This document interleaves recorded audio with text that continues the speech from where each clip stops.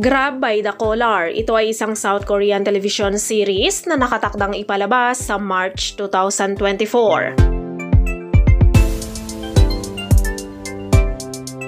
Grab by the Collar ay isang romance thriller drama na inilalarawan nito ang kwento ng isang reporter na pinaghihinalaang mamamatay tao at isang detective mula sa homicide team. Nagtutulungan sila upang matuklasan ang katotohanan sa likod ng kaso ng pagpatay.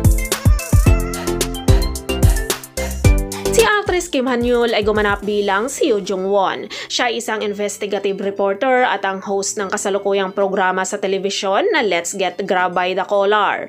Siya ay sikat at nakakaakit ng atensyon ng publiko dahil sa kanyang natatangi at sarkastikong pananalita na paraan ng paglalantad sa lahat ng uri ng panunupil na ginawa ng mga salarin. Sa kanyang personal na buhay, ikinasal siya sa lalaking nagmula sa isang mayamang pamilya. Ang kanyang buhay ay tila perpekto ngunit ang lahat ay biglang nagbago. Si Yoo Jung-won ay nabalisa na ang kanyang asawa ay may karelasyon. Ang mas malala pa, si Yoo Jung-won ay naging suspek sa kaso ng pagpatay sa karelasyon ng kanyang asawa. Nasangkot siya sa isang love triangle kasama ang kanyang ex-boyfriend at ang kanyang asawa sa pamamagitan ng isang misteryosong kaso ng pagpatay.